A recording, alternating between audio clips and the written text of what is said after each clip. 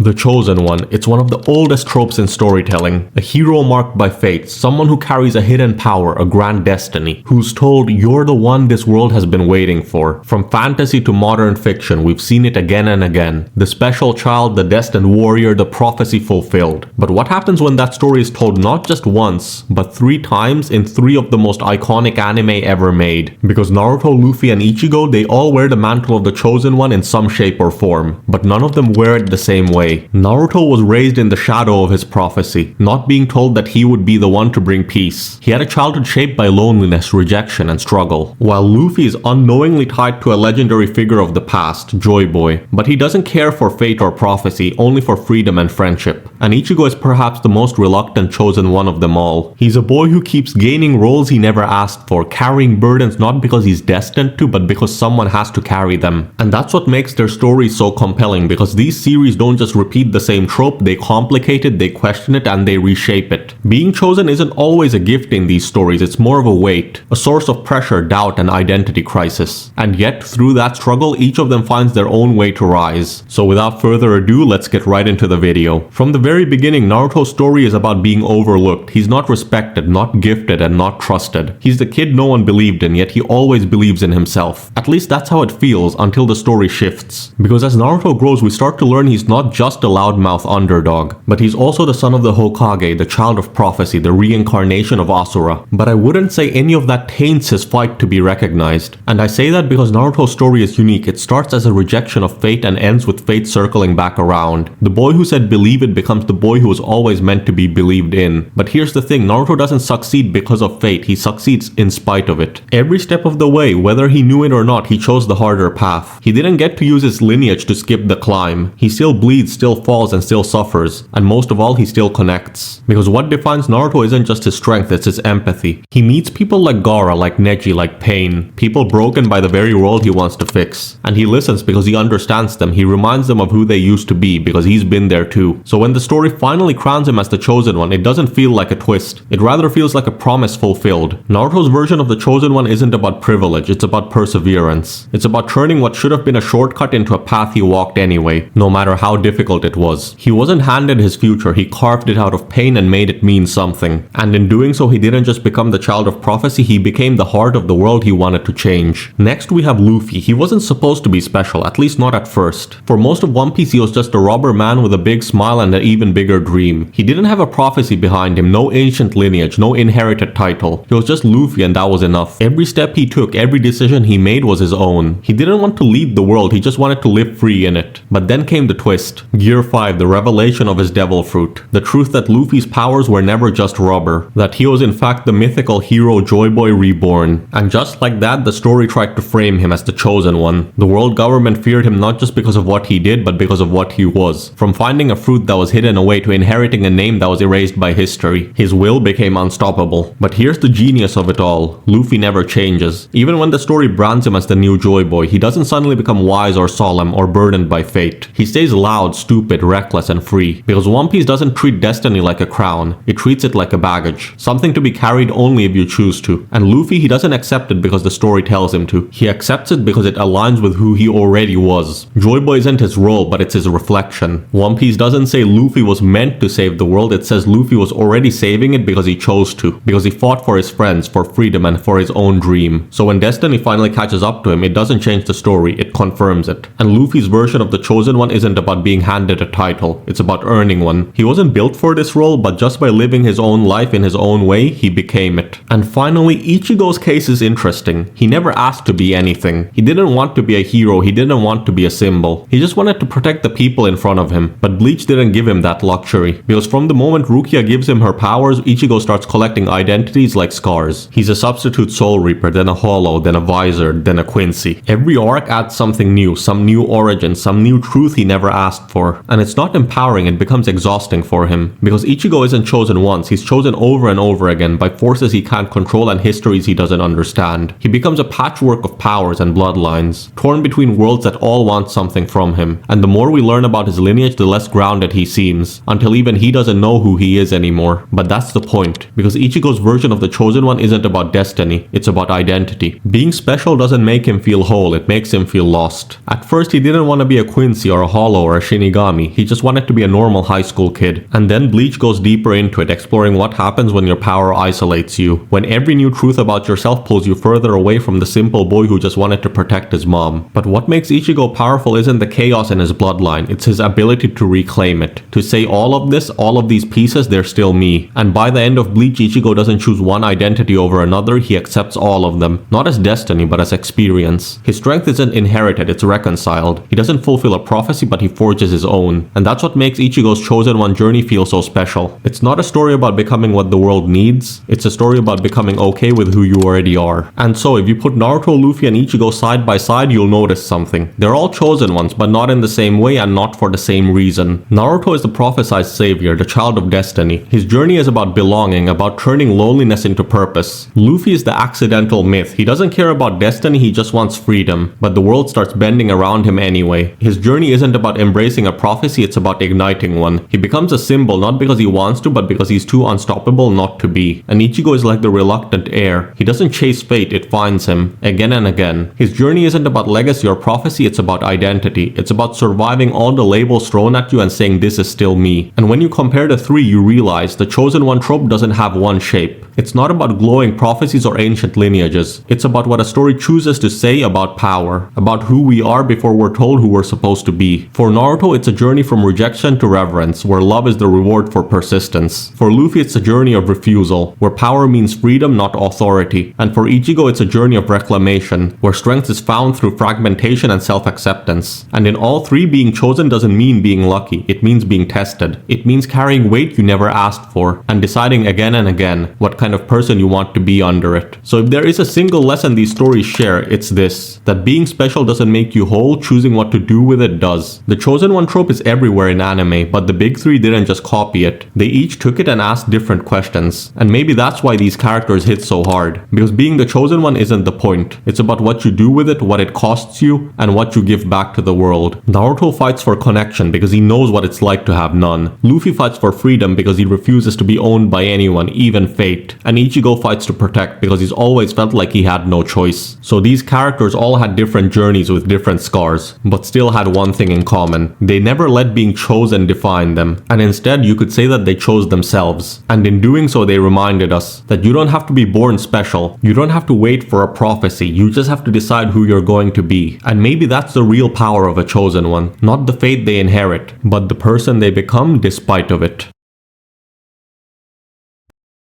And that's where I'll end off this week's video. Thank you so much for watching, and feel free to like and subscribe if you enjoyed it. I'm gonna be posting weekly anime analysis videos, so I hope to see you all again next week.